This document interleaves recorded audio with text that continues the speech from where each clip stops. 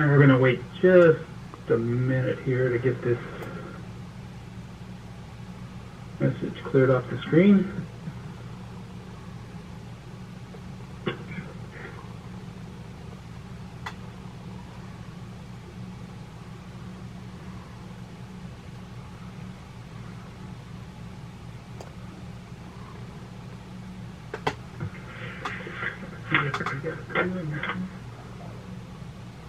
Yeah. Man.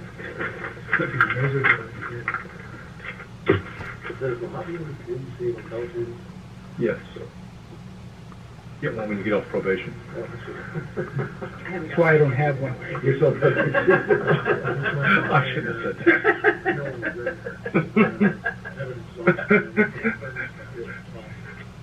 He gets one for me. If I get, I'll give it to you, okay? Yeah, yeah. Get one last. Do you have any installation? Do you have it? I'm sure we have one.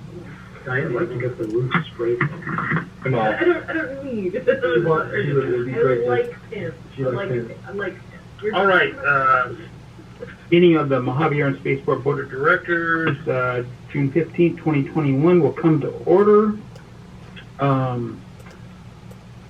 Roll call, Director Barney, Here. Director Coleman, Director Morgan, Here. Director Deaver, Here.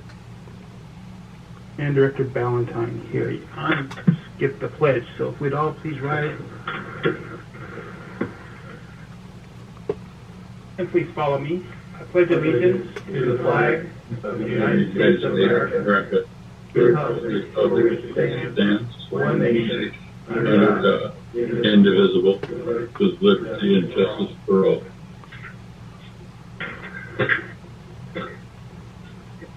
All right, can I get a motion to approve the agenda as presented? Motion on the agenda. A motion by Director Deaver. Do I have a second? Director Barney second. I have a second by Director Morgan. I called that. Roll call, Director Barney, Approve. Director Morgan. Director Coleman isn't here. Director Deaver. Approved. And Director Ballantyne. Yes. All right, agenda is approved. Community announcement. Members of the audience may make announcements regarding community events. Is there anybody in the public out there that'd like to make any announcements? And being, next item is consent calendar. We have two items, A and B, the minutes of June 1st, 2021, the check register dated June 10th, 2021 for $2,056,133.40. Can I get a motion to approve the consent calendar? Motion to approve consent calendar. Arnie, can I get a second? Second, Deaver. Thank you, Bill. Are there any questions on the minutes or the consent calendar? All in favor? Director Barney? Aye. Director Morgan? Aye. Director Deaver? Aye. And Director Ballantyne, aye. Consent calendar is approved. Action items. Items A, California Special District Association, CSDA Board elections. Does somebody want to take that? Yeah, Yeah, the board election. Go ahead, Bill, if you... I was just Go ahead, going to Bill. say, speed things up. The only person on there from Kern County is Bosley, who's from Oildale. So I would move that we approve him. Okay, what was that name again? I don't have the full agenda in front of me. Ostley. All right. Is there a second on that?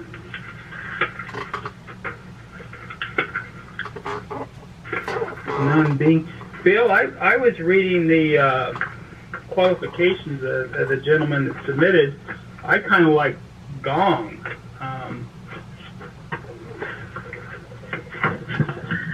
So he has some airport experience, a few others, quite a bit. He's up in the, I guess you would consider it the Tulare County area. So I'll go ahead and try and make it a motion for Melvin Gong. Well, I don't care one way or the other. We usually just pick the person from Kern County, but if you want Gong, I'll second the motion. Okay, I have a second for Gong. Okay, we'll do are there any questions? Anybody? Did anybody happen to read that? A lot of times the district doesn't even vote on this, but I read him and he looked fairly qualified and has some experience with airports. And I believe staff occasionally, we use CSDA for stuff. And yeah.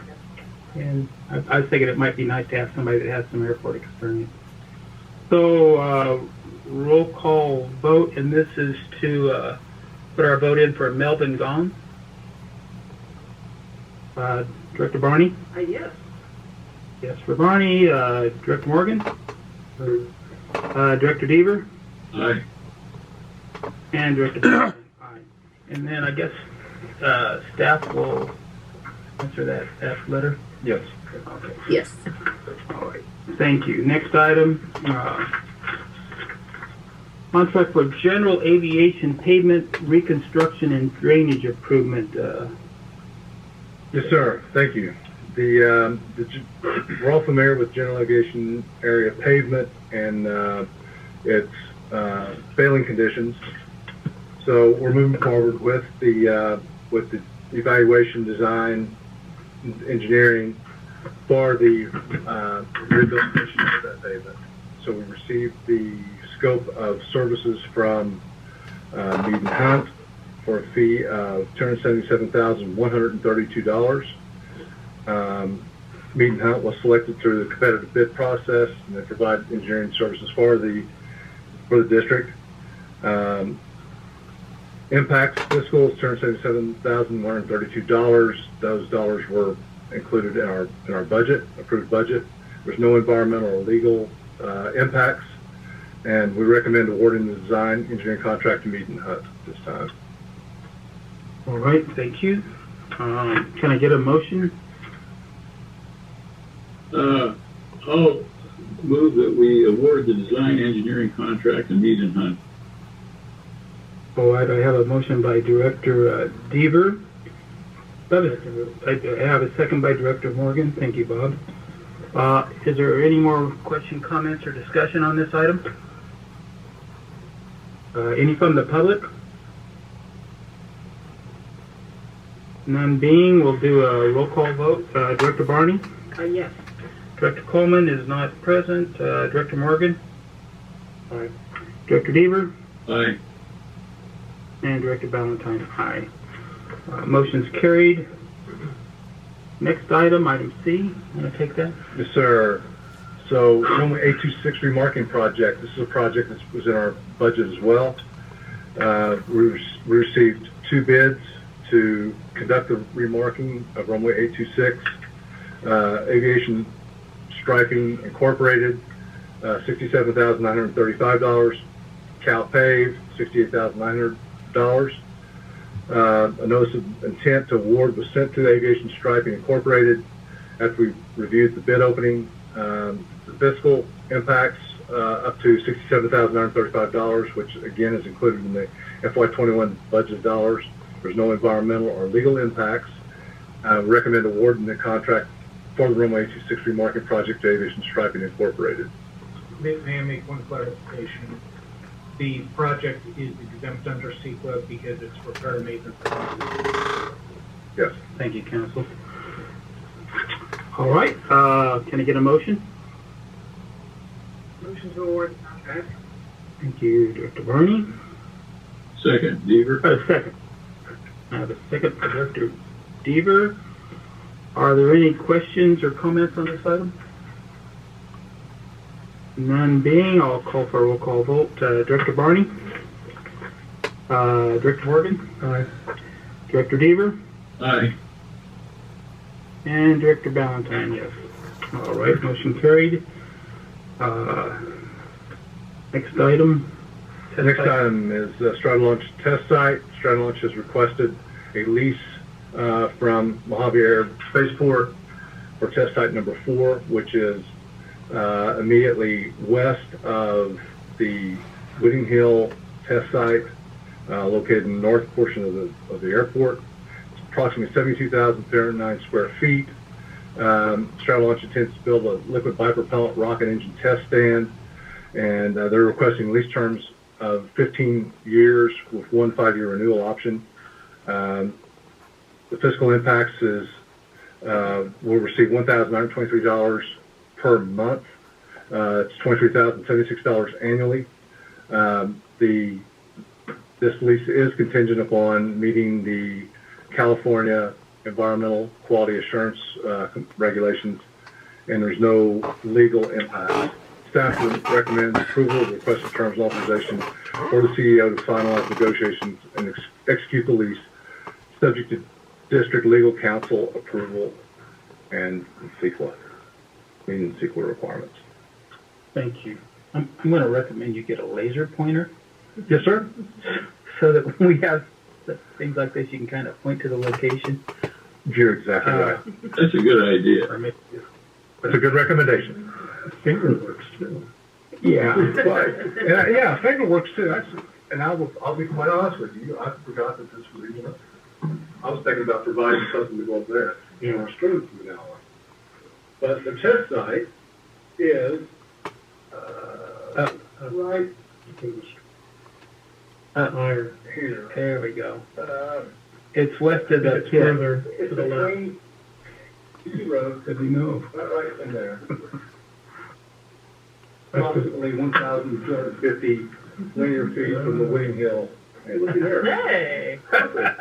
This is. I crossed that west side. That's the pit. Middle button? Middle button is what I use. Yeah, I think So that's their test site that they're requesting is in this location right here. Is the Wooding Hill the one that's in that pit? They have a pit. Yeah, West of that location. and the Yes. steps to the It's west of that. southwest of the pit is most of Whitting Hill's set up. Okay. Okay. He's got a bunch of containers and stands Yeah. and all that. Elements, All right. bunker, whatever. All right. Right in that area. I get a motion, and this is to approve the test site for lease for Stratolaunch. Deaver moves to approve the lease. I have a motion by Director Morgan. Sure. Want to second it, Bill? Okay. Second by Director Deaver. Are there any more questions on this?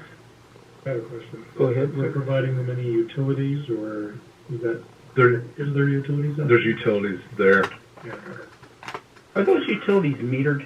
No, So who pays the power bill? we are. That's part of the, okay. Interesting. Now, the power that they receive is like, that we've run up there is like the 110 that you could use in an office like this. But I don't think they have 220 or 240 or 440 capabilities, do they, Floyd? They have to use a generator? generator for that. Oh, Really? Like 3-phase or 2-phase, yeah. Yeah. We put high power out to the area. There's still KV out there. It's just not available on site. A lot of the sites that they use a generator power. It's not always that they connect. All the way out. Would they have, I'm just more for me, would they have the option to permanently connect? Yeah. So it involves some cost of trenching probably, and with Edison metering, and they're aware that it is, all the tenants are aware that it is available? Okay, I mean that's kind of why we put it out there was.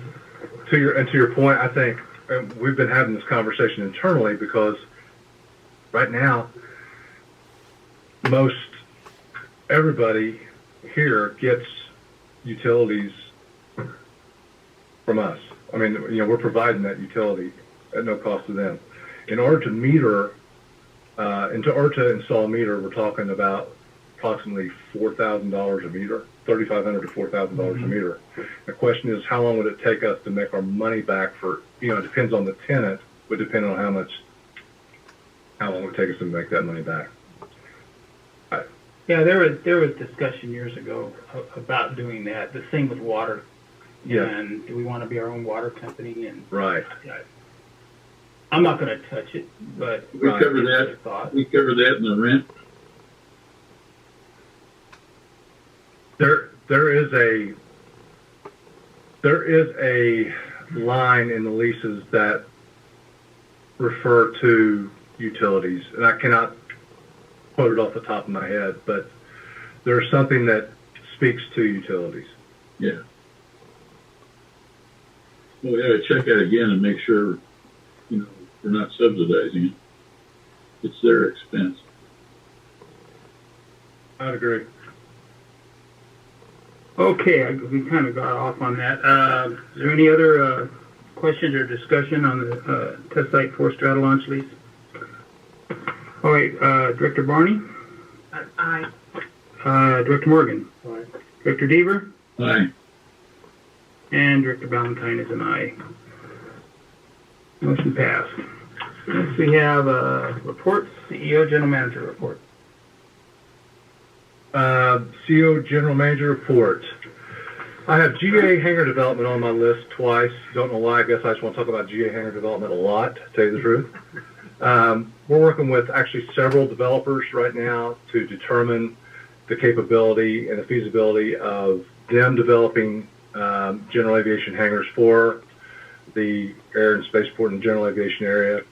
Some have requested the data as it relates to what are we currently charging, what are our tenants currently paying to have a hangar down there. So we've gathered that information, getting ready to start disseminating that information. We've also been in contact. I've been in contact with the folks at Sacramento from Caltrans to possibly look at taking out a loan at a interest rate of like 1.2%, which is not a bad way to go either. Had a lot of conversations with the folks in Redding, Nut Tree, and Chico, California. There's possibility that I might be going to visit the Nut Tree and Redding facilities in the not too distant future, because it sounds like and looks like those are the type of hangars and facilities we would like, and they were very pleased with the contractor who did it. And based on what I can gather financially, it was financially feasible should we decide that we want to do this internally. I think it's worth looking into further. Let's put it like that. Initially, when I was initially considering the costs, I will tell you that I was very firm, leaning toward recommending working strictly with a developer to provide these facilities. I've kind of wavered on that a little bit. The more I learn, the more I find out, the more I've learned that it may not be such a bad idea if we do this ourselves internally. So more to follow on that.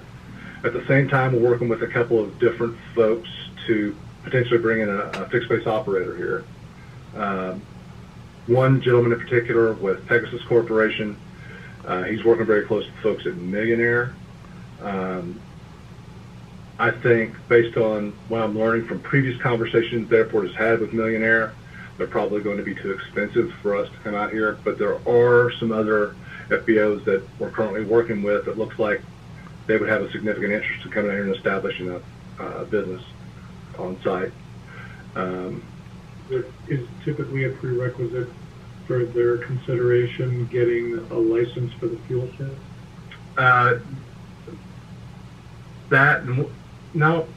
Over and above that, how much fuel can they plan on pumping in a year's time? And I mean, right now we sell direct. Right, exactly. So is it typically the only way to induce them is to say you get the fuel contract and they get to put a markup on it?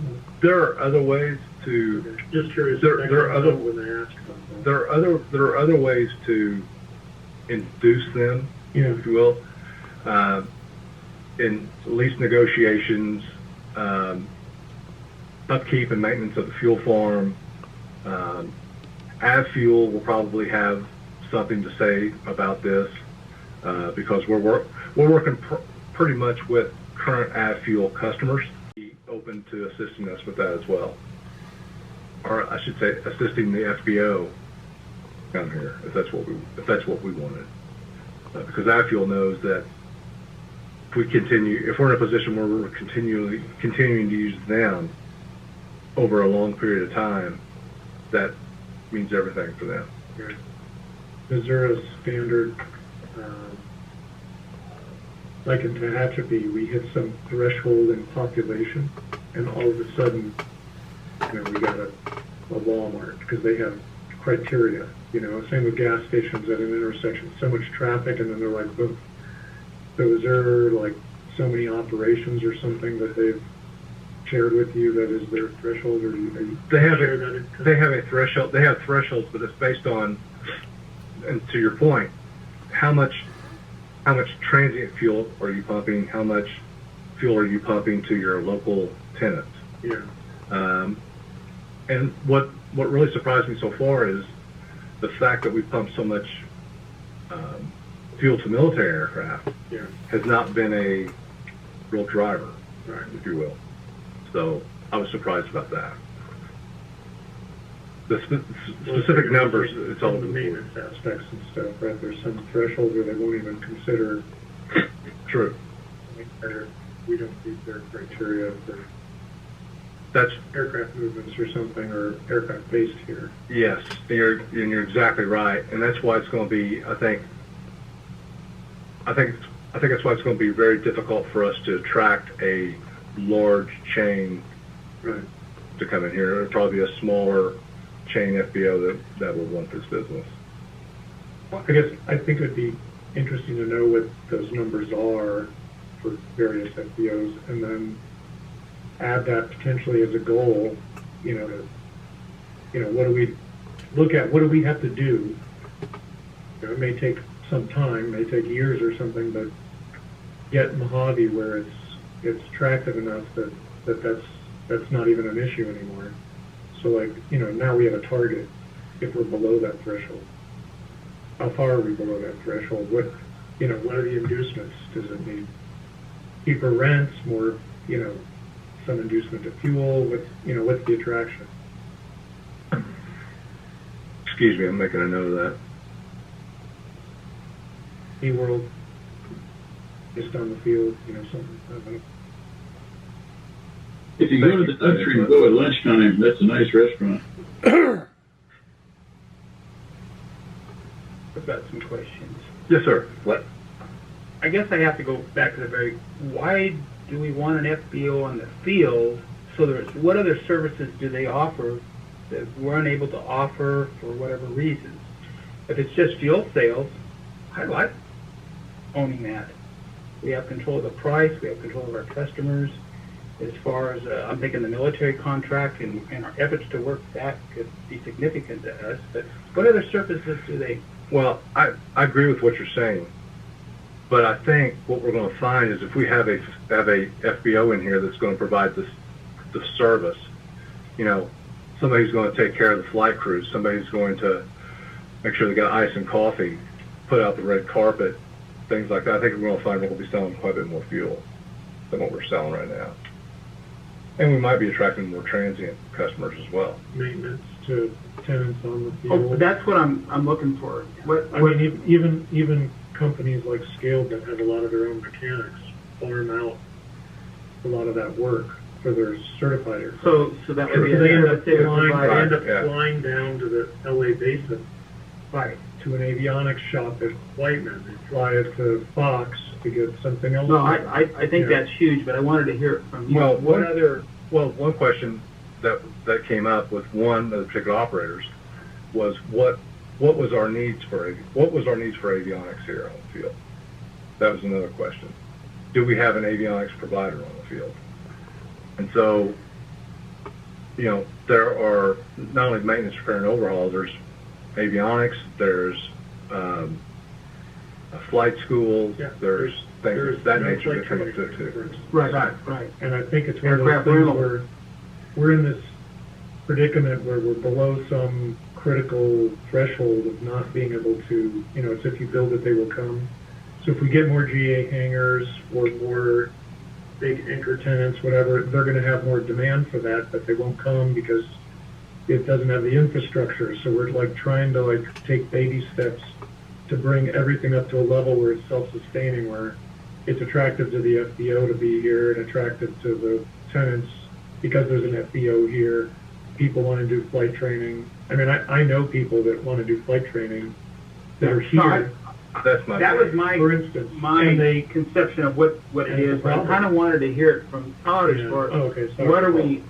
Yeah, exactly. I mean, there's a lot more than the fuel sales that come along with it, but the fuel sales is what drives Mhm. all these other services that come along with it. They'll market The location services of too. this location. Say again, Bill? I say they'll be marketing their business, trying to bring business in themselves. Which will True, very true. Yep. And, you know, there's a couple in particular that pointed out they wanted to be associated with Mojave Air and Spaceport. And that, you know, that, me, that speaks volumes of the aerospace community that's here on site, you know. And, No, I agree. Aircraft maintenance would be great. Aircraft rental, flight instruction would be great. These are all the things that I want to see, but I was just hearing about fuel, so I wanted to hear from you. But Yeah. the bigger picture is, yeah, and then there is a bigger picture. Unfortunately, it all starts with the fuel, as the foundation, is what they use to make their case. is there, from our perspective, is there a way to get more of the military's business? Yes, there are. I mean, I'm thinking in terms of them, because that could be huge. Well, and something else I've learned through this process is there's more than one type of military contract. And depending on which FBO you're talking to, some FBOs, they have a gamut of military contracts, whereas others have one such contract that only allows them to do certain types of operations and certain branches of the military. Like one in particular, they could do Air Force and Navy, but they did not, and Marines, but their contract would not allow them to fuel Army helicopters and Coast Guard aircraft. That's pretty Okay, I don't surprised about that. I don't either. That was strange, but yeah, there are a couple of Yeah, different I methods. just think keep working the problem. That's all we can do. I'd love for somebody to come out. I'd love to be able to rent a plane here. Exactly. Great. The testing industrial sites heading here. So, in working with the folks at Stratolaunch, working with folks at Virgin Orbit, George Whitting Hill Aerospace, one of the things we've noticed is that there's been some, you've heard of scope creep. Well, it's kind of like lease creep. You know, people are getting outside of their lease boundary, so to speak. Yep, You we've know, dealt with that. And so, you know, we're going through the process right now of identifying everybody's leases, making sure that everybody is within their lease bounds. And, you know, not so much, obviously, because of financial reasons, but more than that, when you start talking about testing industrial sites, there's a huge safety component that comes along with that. And so we want to make sure that everybody has done everything that they can to operate in the safest manner possible. And some of that may require, you know, certain tenants maybe moving some of their stuff into their leaseholds and things like We've that. dealt with this in the past, and I've seen it around here lately. I certainly ones that I know they're probably not paying for that piece of property, that equipment or that vehicle is a ton, or you know, it's just creep. Scaled Composites, Hangar 927 replacement. So Mr. Kelly from Scaled Composites is working with a contractor to provide us a scope and fee for doing the design and construction of the facility. I know Floyd has been in contact with W&S contractors, and together they're working to put together a scope and fee to see how much a facility would cost, what folks at Scaled would want. Waiting to hear back now from from Mr. Kelly on that, because he has some information about it to me, and we'll be going from there. Mel Langford, his contract expires in July. We've extended that contract for 1 year. He will be serving as the primary internal resident inspector on the runway 1230 project. And at the end of that project, he will be ending his contract and leaving Mojave Air and Spaceport.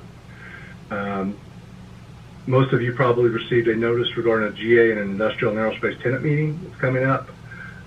This is in lieu of, or as a result of, the runway 1230 project that's coming up.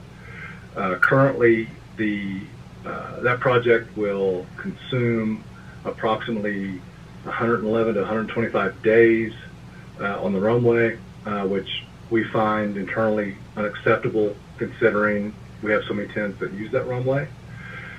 So what I'm going to do is I'm working with the folks at Mead and Hunt, as well as all of our tenants, all of our aerospace industrial tenants, the ones who need access to runway 1230. I'll be having a meeting with them on June 28th at the Stu Witt Event Center. Y'all are welcome to come listen in. Love to have you. And we'll also be joined by the folks from Mead and Hunt to discuss that project and try to find out what the different tenants' projections are for operations over the next 12 to 14 calendar months. But under no circumstance do I think we should allow the runway to be closed for 125 days. I think that's asking an awful lot. When we have like straddle launch and Virgin Orbit and boom, that's you got a flight test campaign coming up. I think we need to do whatever's necessary to work around their schedules. And I think we have enough time at this point, and Scott can tell us more here in a little bit, that I think we can work around that. I think there's a strategy, a way that we can go about doing this where we can alleviate a lot of the impacts that would be caused to the operators. But it's important to get in front of it right now. The GA part of that, we're also going to have a GA meeting, barbecue with all the GA tenants. That will be on Wednesday, June 30th, that evening. We will be congregating at hangar 938, and it'll allow me a chance to get to know the other hangar folks as well. We'll discuss what we got coming up as far as pavement improvements and working toward getting some more T hangars down there, and find out what other issues exist. And I'm sure there are more that I don't see whenever I'm down there roaming around. But I'll be interested to talk to everybody to find out and see what else we can do down there. The ball field was looking very, very bad. Starting to look much better. We've got the irrigation up and running. All the irrigation zones are working. All valves are working like they're supposed to. It's like, hallelujah. Can't believe it, all at one time. The irrigation system there has 20 zones. 20 zones. That's a lot of valves. It ain't Florida. Out here, if you don't water it, it don't grow. So, See, Joshua. been working. You need to hook it up to the deluge system, and then they can probably just reduce that to one thing. Hey, Floyd, can you do it? No. We could have a water park. We're also working with Sharper Landscaping on that to assist us. They're the ones who take care of the ball field anyhow, and it is looking better. We're going to continue to irrigate as it continues to get greener. Then we will go through and do a dethatch.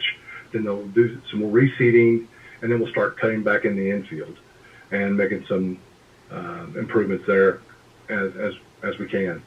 The Unicom Tower, that is something we're relocating the folks in the Unicom Tower.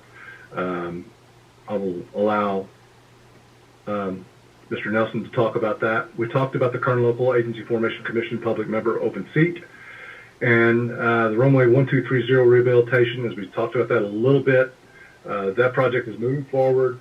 It appears right now we will find out probably in the September timeframe, Scott, how much money for sure we're probably going to get. But as of right now, it looks like the money that we do get will be 100% funding.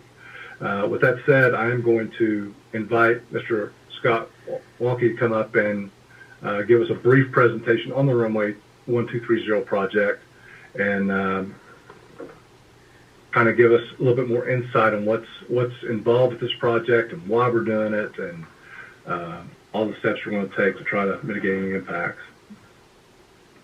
Perfect. All right, thank you. So, as said, I'm Scott Swanky. I work for Mead & Hunt. I'm one of the engineers there. I have been involved with several projects here the last few years. Taxiway Charlie, the perimeter road, some of the other ongoing issues. Title slide, very simple. It's one clear shot. County runway. Can you go to the next slide? The next slide, please. Okay, so Can we minimize the other window? Hey, Jason, can you minimize the window that has all the guests in it? The Zoom window? Yeah. That's going to be done on Jim's computer. I can't control his I don't computer. see any controls. Oh. Yeah, you want to come in here and help? I'm not going to touch anything. I think. here. Oh. Thank you. Oh. There we go. Okay, so just a little brief background on the runway. It was originally constructed during World War II. There was an extension a few years later. And again in 2006, if you look at some of the older photos, I don't see anything here, but you can actually see the concrete section that used to be at the old ends. That concrete section was overlaid with asphalt about 2010 or so, 2010, 2011. And that's where we currently stand on it. So the critical important part there is there really hasn't been that much federal funding outside of mainly the 06 and the 2010 project. There's been some other minor maintenance work on the fog seal, but for the most part, it has reached the end of its life. It's 80 years old at this point. Or what we're seeing elsewhere on the airport, it needs to be. Next slide, please. Next slide, Jason. If you actually go out on it, while it is still safe and still reversible, you'll start to see there are certain issues with it. The one here is relatively minor by all standards. That's where your old threshold mark was. The problem is once the markings are removed, you begin to expose the aggregate underneath. Unfortunately, there's nothing you can do from the surface at this point that actually saves this. And eventually it does begin to deteriorate. Could you clarify what you mean by markings? Pavement markings. So originally there was a threshold bar here that was 10 feet wide for the FAA standard. Your thresholds were relocated several years ago to bring your RPVs inside your airport as a safety issue. And when that was done, they removed the marking, and it's the leftover halo that is exposed at this point. Hey, just to clarify, then this is just a repainting issue, right? Can you talk about marking? Yes, in this case, this particular example right here, what I'm demonstrating is just that once you remove the markings, the pavement is damaged. There's no effective way to remove the markings without damaging the pavement Oh, underneath. they grind it off. Exactly. Okay. Provided the water line, correct. Next slide. More serious issues. And so y'all have a very robust program for crack seal here. Taxiway Charlie, you can see a lot of them as well. But the problem is, in this environment, the heat, the expansion, the cool, the switching from 55 degrees last Friday when we were replacing concrete to 100 today, it is brutal on your asphalt. You saw it on Charlie. You're definitely seeing it on the GA apron area, and unfortunately we're seeing it on the runway.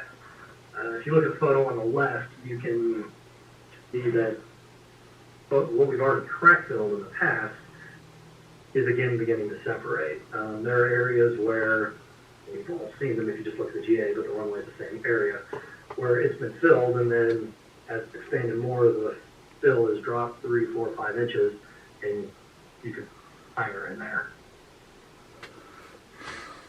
Is that an arm? Yes, that is a hand. Yes, down to the Oh, I layer below. Yeah, so Goodness. yeah. So in That's not uncommon, particularly at airports in this environment. Even as far south as Victorville, you see it there. You certainly have the same problems up in Meadows Field, so this is not uncommon, but it does happen. Next slide, please.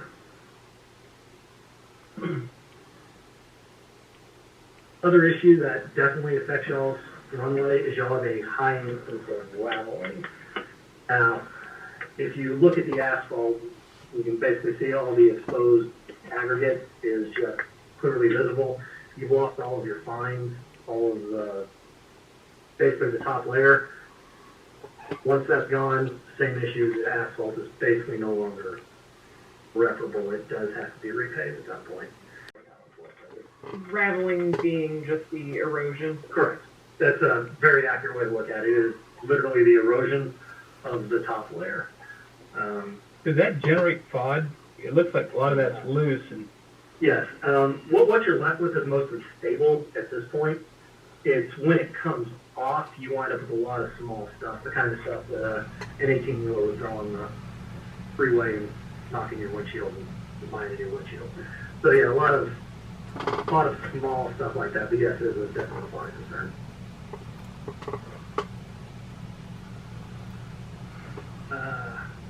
Any questions about the damage you're seeing out there? Okay. Perfect. Next slide, please. Okay, so rehabilitation methods. Fortunately, a lot of your pavements are similar age. We know with reasonable certainty what's wrong with them. Taxiway Charlie, so backing up into 2019 when this project was started. The approach that is being done on runway 1230 is going to be very similar to what was on Charlie. It's a mill and overlay. Your underlying asphalt here is quite thick. In some places it's 13, 14 inches thick, which is Asphalt or concrete? asphalt, Okay. which is actually beyond what the FAA will require in this day and age. The advantage of that is you don't have to rebuild all of it. It is stable at the lower depths. And so Charlie, you definitely see all of the crack fill and everything else. This is at Echo, by the way, facing out with the tower. It's just off the side. Excuse me. The approach here is going to be similar. We're going to mill off the asphalt, take it down, treat the underlying asphalt with crack fill. In isolated places, we do have plane. We may have to do some small repairs similar to what happened at the Charlie Echo intersection. Stabilize, subgrade, and then we can pave back on top of it. There are a few areas where we're planning to do full depth construction. That is at the areas that used to be concrete. We'll actually be rebuilding that to the current standard, removing the concrete section.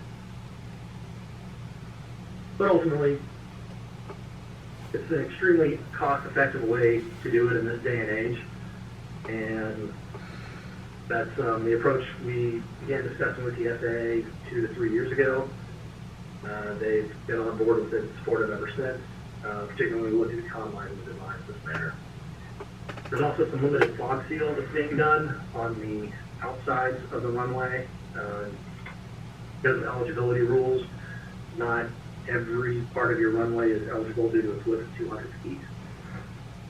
But ultimately, we're going to get to 150 feet. And so, please go to the next slide. Ultimately, we're trying to get into this. So this is actually what Charlie looks like now. We took this photo yesterday. And it is a massive improvement. 1230 will look like this one.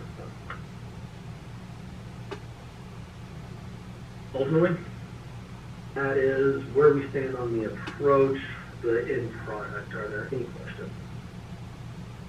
How much concrete removal, like percent-wise of it? Width or length or whatever? Ballpark is probably 10% of what the total length of the runway would be, I guess. Yeah. 10 to 20% of the total length. It's probably about 2,000 feet total would be my guess. I don't know off the top of my head. over the majority of the width, or, It's full width, so 200 feet wide. and what's the reason for removing the concrete? Several of them. Structurally, it's not the best material. It's not thick enough for current standards for what the FAA currently pays for. The other one is, in considerable more importance, when you overlay asphalt on concrete, the asphalt will crack along the concrete seams, particularly in here because it's so hot. And so if you actually go out there, you can see where the cracks are on the panel lines of the concrete. The only way to alleviate that is to remove concrete altogether. Does the concrete have a higher compression rating than an asphalt? I'm surprised. It seems like we're going to a softer material, but I don't know a lot about civil engineering. Right, and so a lot of it has to do with where the actual load is. In an asphalt design, the asphalt's protecting the subgrade. Right. And so the subgrade holds the load. In a concrete design, it's the concrete itself that takes the load. And so the issue that comes in per thickness, concrete actually will get destroyed faster than asphalt. 8 inches of asphalt versus 8 inches of concrete, you'll destroy the concrete. That's the issue California has a lot with their freeways right now that are 8, 10 inches thick that they're rebuilding. Right. And so that's basically what it amounts to. It's just not thick enough by today's standards. So you replace the concrete with stone. Asphalt, actually. So we'll be rebuilding You put a it. base under it and then Correct. asphalt? Yeah. Yeah, so you remove concrete, Grade it with some rock or something and then you asphalt it. an engineered material called P209, yeah. Okay.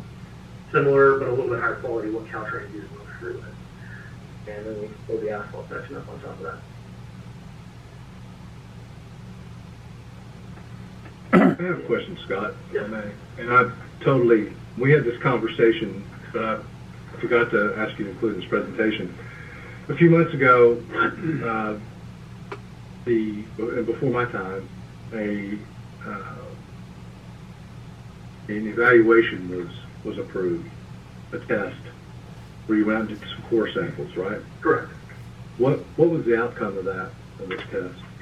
So mainly what we put into those tests was determining whether or not your existing section would be structurally sound to support this methodology and its thickness.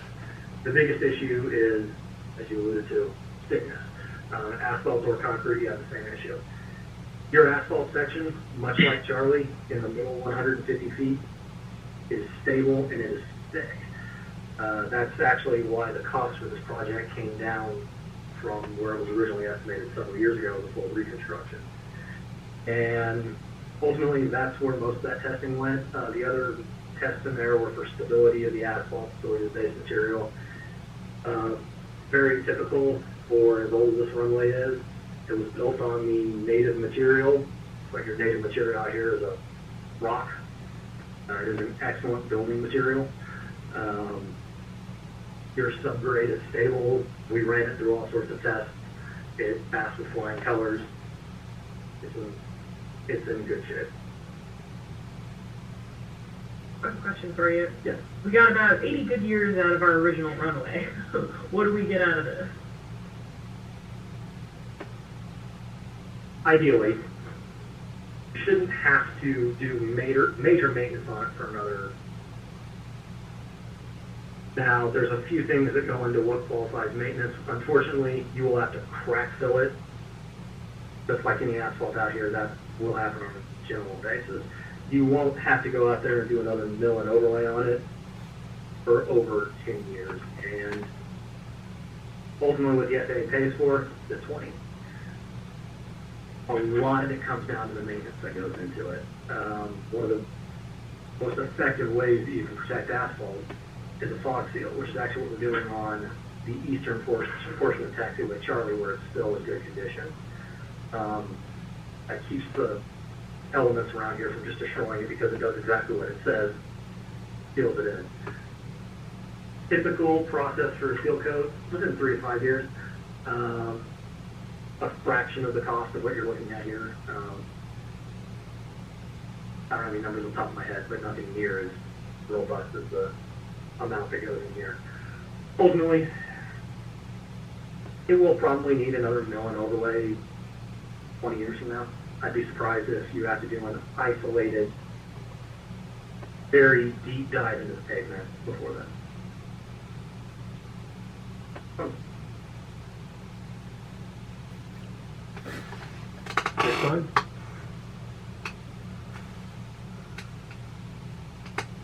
Okay, so just going into the funding for a quick overview. Had the bid opening May 27th, a few weeks ago. We've been reviewing the bids. Ultimately, funding comes from the FAA in this case. It's earmarked from the grant. The money's been reserved. The FAA has been trying to get it for several years now. And looks like they should be able to secure it. There's a little bit of a split between certain things that are eligible and other items that aren't. As I mentioned earlier, the 150-foot versus 200-foot width. If we rehabilitate the outer part, that portion does get picked up by Mojave, but a minor cost compared to the other items. As Todd said, right now we have a verbal agreement based on the current stimulus packages produced by Congress a few months ago that the FAA's portion should be funded at 100% versus the 90% we typically pay. That's still working its way through. So the green totals, that looks like 90-10 split, and you're saying that's Right, so in typical, potentially not the way it's going to be funded? typically what it would be is the FAA eligible funding, you would be on the hook for 1.2 million, and the FAA would pay the other 11. As it is right now, we were expecting the full 12.8 to be paid for by the FAA, and an additional 1.5 for the outer work.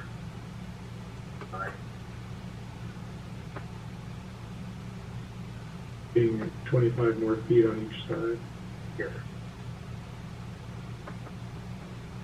Awesome.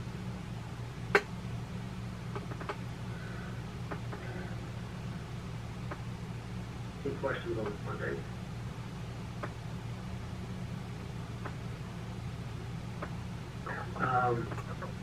Last slide, please. So this is currently how we have it set up.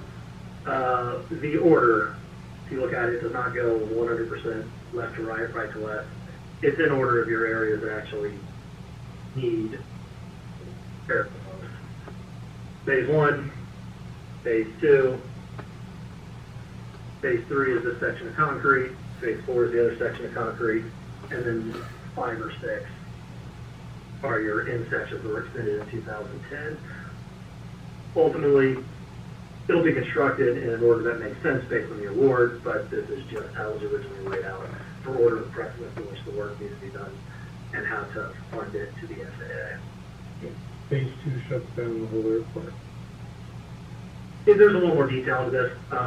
There's a It appears to cross both the other runways. correct, and what it actually does, Phase 2 is in this area, but they're restricted to working in here to get in and get this work done. And runway 422 has to be open. Same way when runway 422 is closed, they can't be in here working. And so, at the points where it does cross, yes, there will be the closure of the two intersecting runways, but the third runway will never be brought down at the same time. Each of these phasing exhibits have a much more robust, detailed plan that the contractor had to organize against. But there will be a period of time where we will just have runway 422. Yes, ma'am. What time of year would this be planned for? Currently have it slated for next year. That's still open-ended. A lot of it ties into grant availability, discussions with the contractor. We knew going in it was going to require some coordination. Time of year, summer, spring? Similar to what we've had to do out here. Probably May, June next year. The weather makes construction ideal in that timeline. Yeah. So we typically have our higher winds in the spring and in the Yes, we've definitely seen that. The unfortunate downside is the asphalt plants because they aren't located in your town. Because of where they're located, I mean, even as late as April when we were paving, the hatch of these roads are almost blocked because of snow. And they've got the plants there. It does become an issue actually getting material to the site. Maybe it's a good balance. They can start. The weather's stable, although not the best to pave in for the winds, but otherwise it's constructible. Material's good, you can mill, and you can pave without much more than inconveniences, I guess. When the intersection of 2-6 is shut down during the pre-paving, can we have operations on the remaining 6,000 feet of 2-6? We did look at that. Unfortunately, 6,000 feet it's not actually that long because you have to have your safety areas in place. But what ultimately happens is, say, we're working here. At the end of the day, even if you have to have a method of egress and ingress into the runway. Well, I mean, there is. I often taxi to the tower and take off at the intersection of Alpha on 2-6, heading west. Like, I rarely go to the end of 2-6 to see, I don't need all that. Does that make sense? Yeah, we're talking about 826, not 1230. I'm sorry. So my point is, when phase 2 is happening across 2-6, is there any safety limitations per FAA that says, you know, like if they have a crane there, obviously, that's going to limit it, Right. or even just people, their own safety, the construction guys. But You'll have if to you're have- taking off, I would think you're going away from the construction. You're going to have your runway object-free area, which would be 800 feet beyond the runway threshold. So it'd be 800 feet. So there might be 5,000 feet left. Right. Plenty for a lot of airplanes. Right, exactly. I think, you know, one of the things, we weren't going to get into the schedule, but I think what we're going to find is that this project's going to be done significantly quicker than was originally Yeah, anticipated. but I think Especially that's the the kind of intersection. question you'll probably get at your powwow with people is, Gonna get? Gonna get? or already got it. You already get it, okay. But I mean, you obviously have this figured, yeah. Yeah, We're working with the contractor, trying to devise a plan, maybe to go to 24/7, where they knock this whole thing out in like 3 weeks, a month, Not what out in a month? the entire rehabilitation. Oh, wow. Not just the phase 2, I was thinking. Yeah, the whole thing. Oh. That's an impressive statement. I'm gonna write that one down. Wishful maybe a little bit.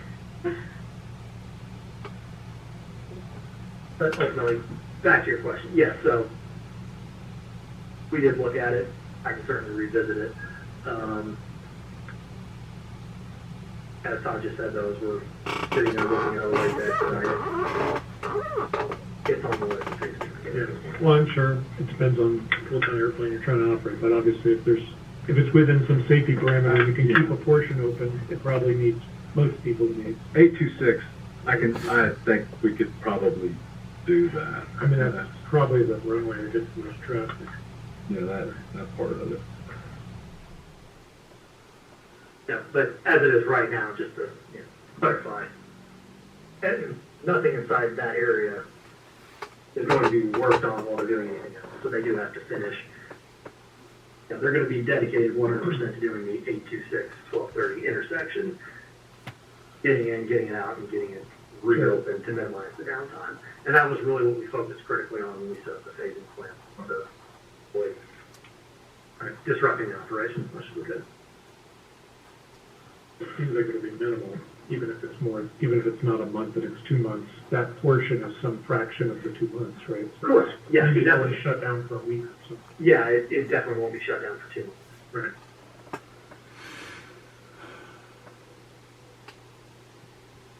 Any other questions about the phasing?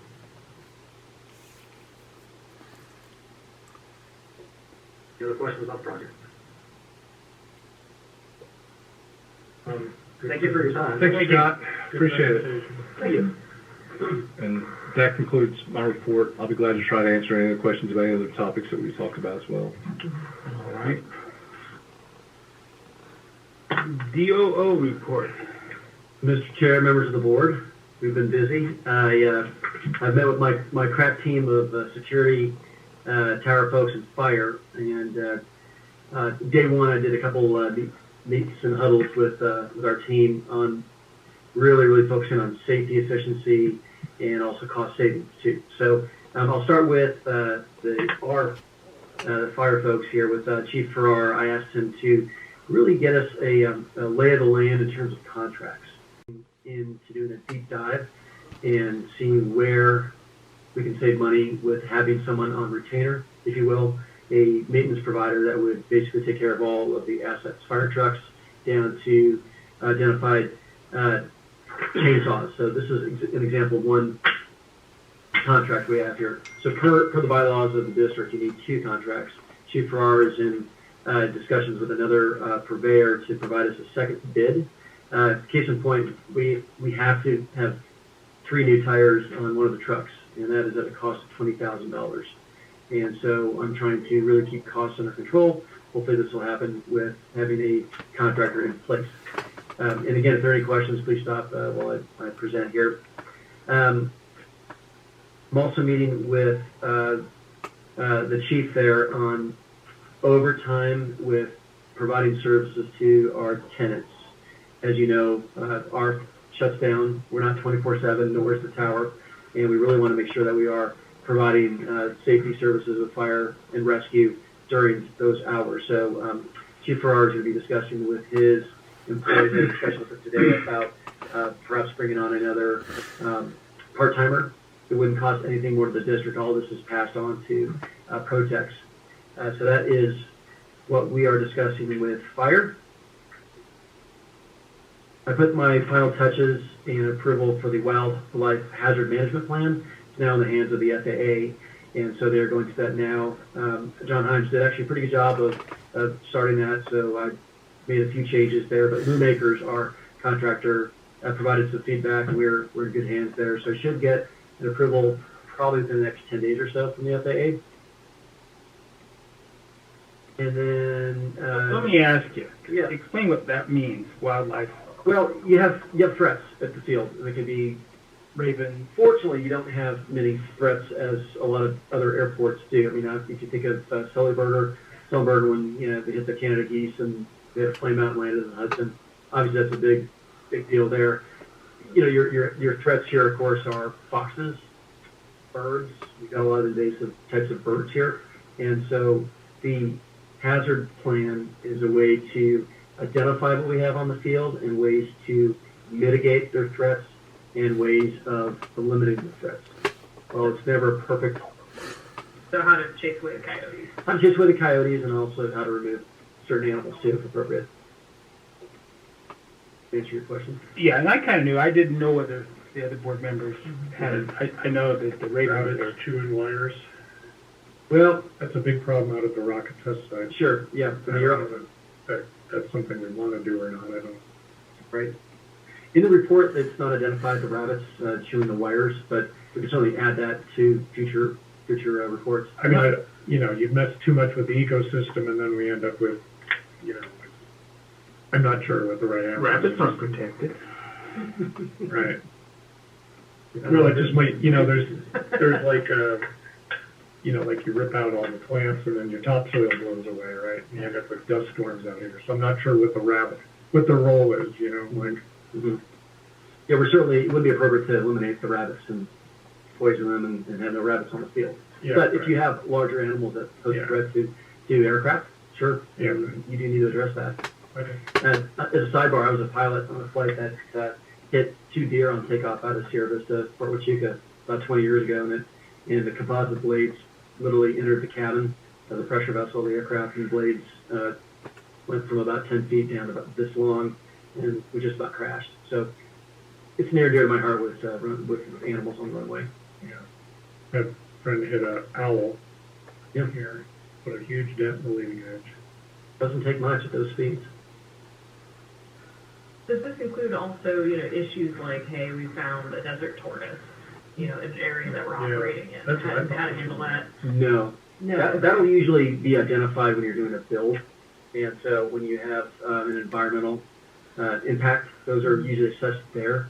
But this is, again, a hazard. So that's Okay. for this. So hazard This is is in an like literal aviation safety, hazard. An aviation hazard, an not a aerospace schedule hazard. risk or Correct. anything. Okay. Are these hazards just on our property, or are they in nearby properties? It's a great question. The hazards, the birds will migrate from one area to another in proximity to the field. So the defunct Jiffy Lube or the truck stop has some nesting there, and so those birds will migrate or fly over the airport. So anytime you have a water source or food source or a quiet area where they can nest, that poses a threat. I get that at my place. I have turkey vultures. I've counted over 60, and that's frequent. Egrets right now, a couple of dozen, and they've been there for several months. Sometimes I've thought, because I see the turkey vultures in the area, to call the tower and just say, hey, a mile and a half off the end of the runway, you've got some big birds in here. That's an appropriate higher up to provide to the tower. So if you see something like that, Yeah, but I get the migratories coming through. I just want they're significant enough that, and frequent enough that they're, I don't know, maybe should be considered. I don't want to make more work for you, but no, that's okay. That's something that's worth noting. I've also communicated with the tower boss, Joshua Holyfield, that if they do have any birds on the runway, bird strikes, I certainly want those categorized and identified. In the last 2 weeks, or since I've been here for 3 weeks, there's been no activity, which is good. Any questions about the hazard assessment? No. All right. We have okay, so we're talking now about the movement of the operations from the old tower down to Building 1.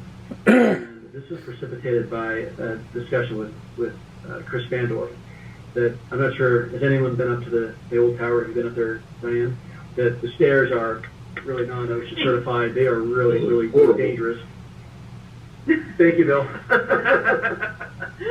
So I know Katie uses it for exercise. She goes up there once a day for, not sure.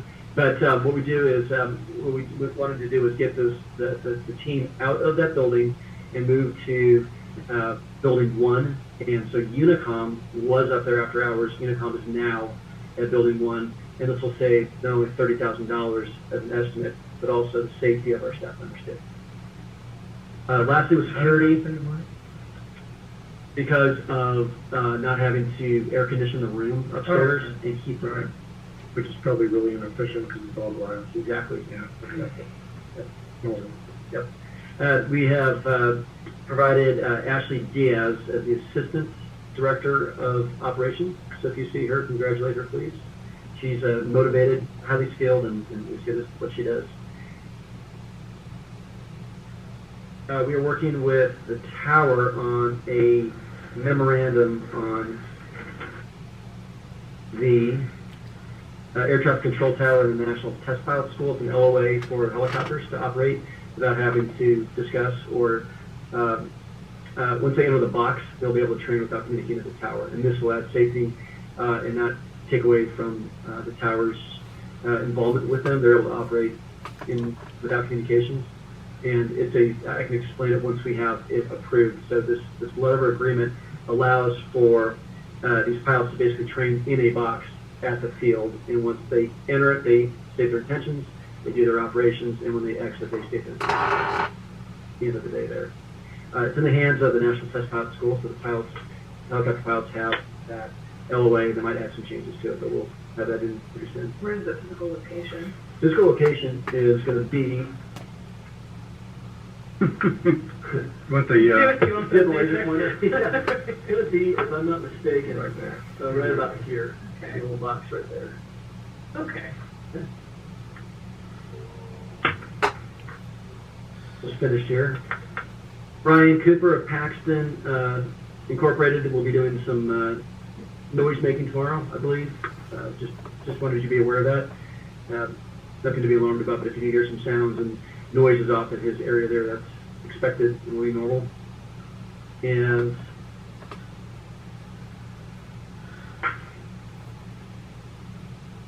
think that is it for my presentation, and I'll Was there something about security?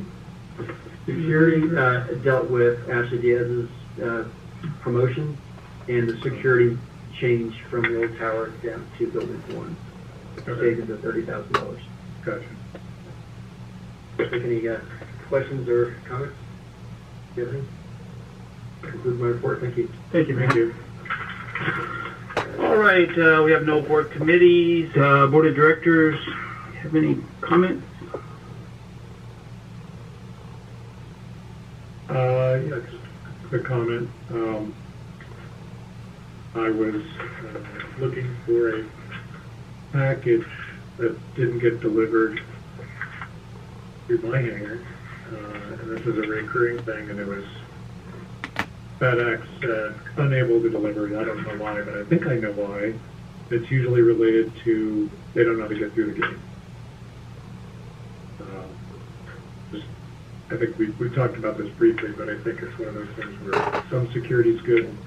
Too much, or if it's too much of an encumbrance for the delivery guys to figure out how to get through the gate, and they don't deliver.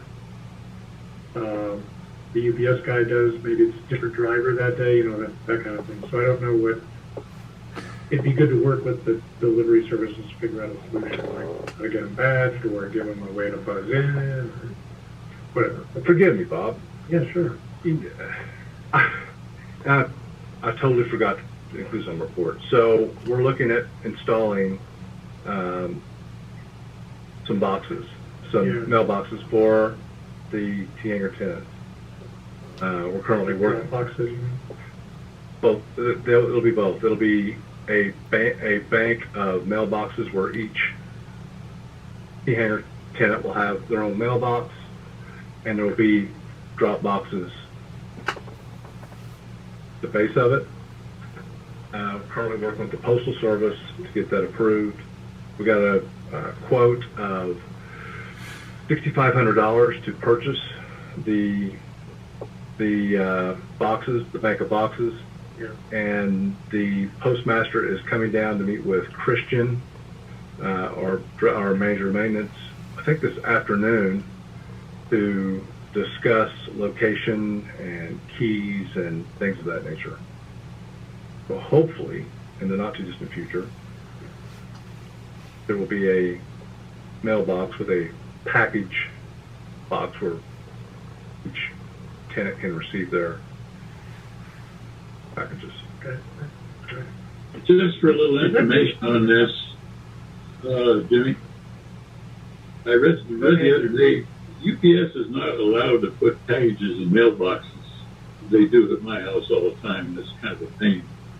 But the UPS and FedEx are going to Congress to get permission to put packages in the post office. If you have a large box like I do, it'll be legal to do it. So that's just for information. So you may save some money on having to buy 2 sets of boxes. Very good, thank you. Presumably they can still go through the gate and deliver the way they do now, right? This is, like the post office, for instance, won't go through the gate. Right. So that solves that problem. The FedEx guy, I think they're just not making as frequent deliveries as UPS, so they end up like, I don't know how to do this, so they just, skip it. Go ahead, question. Yeah, I don't want to speak out of turn, but do directors have mailboxes here at the airport? If you receive mail or packages, one thing that we had at the airport in Monterey were cubbies in boxes, and so if the directors received correspondence or boxes, then the admin staff would then text the director, "You've got a package here." We can take a picture of it.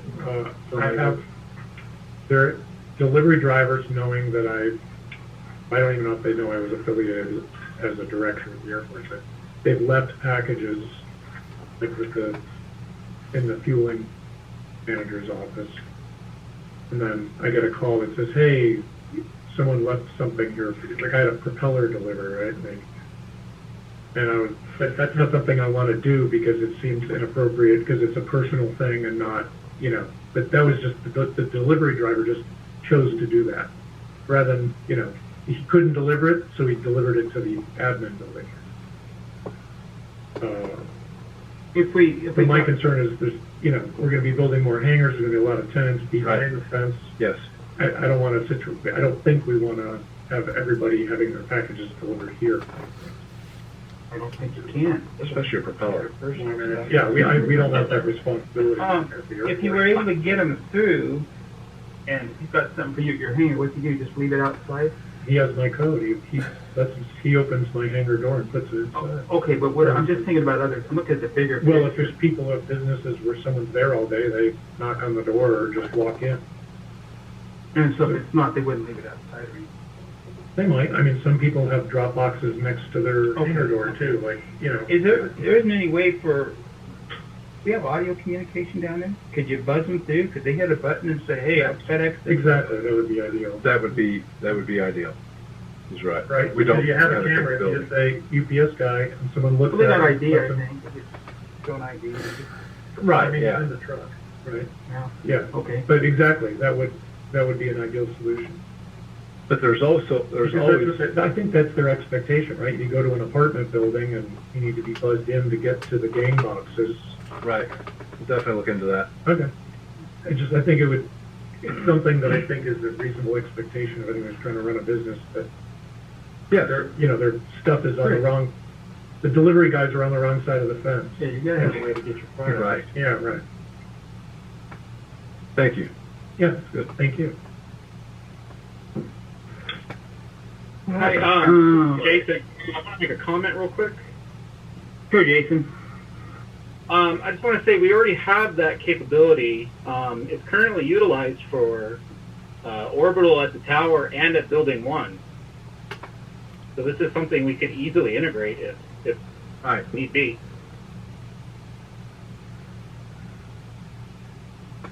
Yeah, I don't anticipate it being a heavy lift. Yeah. Like you said, we already have that capability to other gates. All right, is that all you have? Yeah, that's Okay, any other board members have any comments? None being, public comments on items not on the agenda. Is there anybody out there from the public that has any comments they'd like to ask the board or present to the board? Or... None being, we'll move into closed session. Thank you, everyone, Recording for stopped. attending. If you want to hang around, I think Jason will put you in the waiting room.